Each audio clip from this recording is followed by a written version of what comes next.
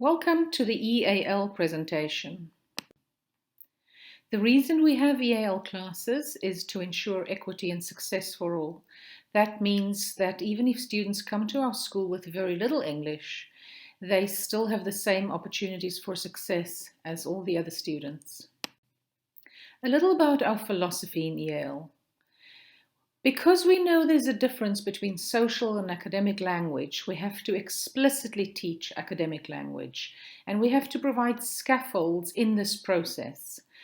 An example of academic language is on the playground, students may use terms like the same, different, but this does not meet the demands of academic situations. Therefore, we need to explicitly teach words like compare, contrast.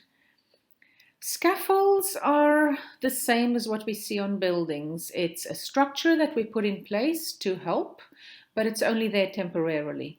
Scaffolds could take the form of graphic organizers, sentence starters, word lists, translation lists, etc.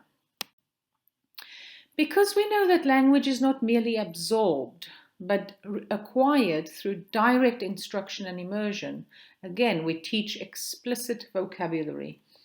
Another example of this is teaching students just right words. For example, we don't want students at an intermediate level, even low intermediate level, to use the word said, said, said throughout their narrative. We want words like whisper, shout, bellow. We don't want them to talk about walk and run. We want them to use crawl if the situation calls for it. We want them to use dash if the situation calls for it. And therefore we teach them this vocabulary and then we create authentic needs for them to communicate.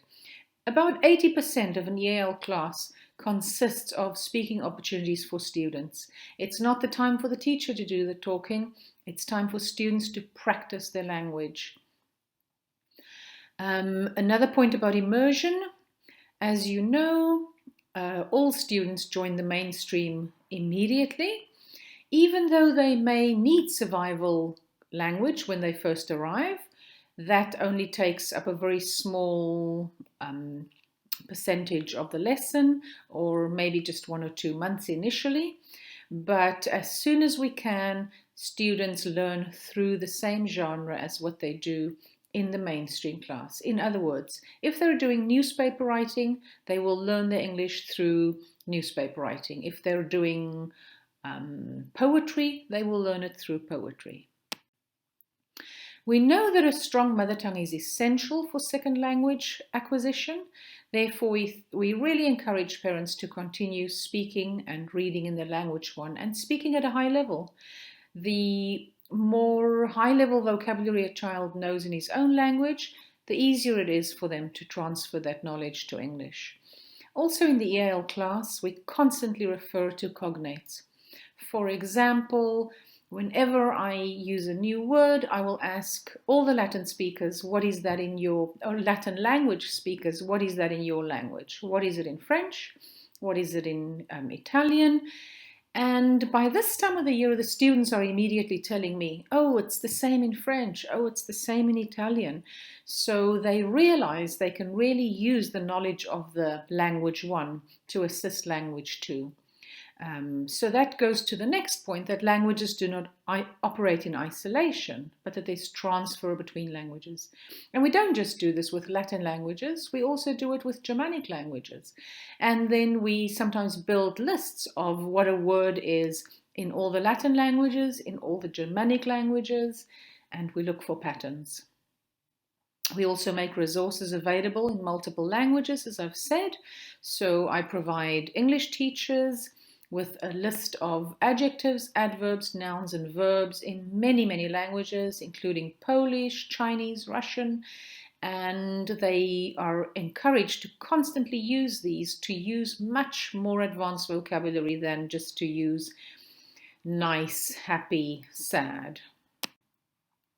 We know that students are at different stages in their language learning journey, therefore we differentiate in the mainstream class as well as in the EAL class. And sometimes in the EAL class, we get new students midway through the year who are total beginners, whereas others are maybe intermediate.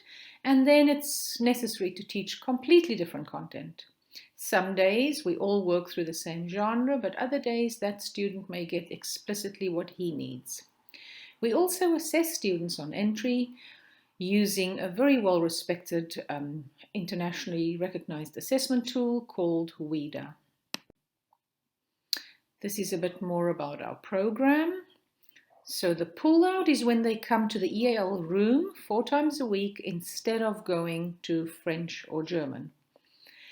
Once they've exited the EAL program, when they get at least a 4 in speaking and in writing on the WIDA assessment tool, they can then get support in class, and they may take a modern foreign language with a choice of French or German.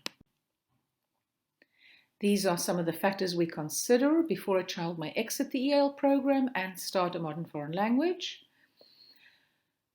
Obviously, as we've said, the language 1 is very important here. We look at whether French or German is a mother tongue. If it is, a student may obviously exit a little bit earlier because we want to keep the mother tongue strong.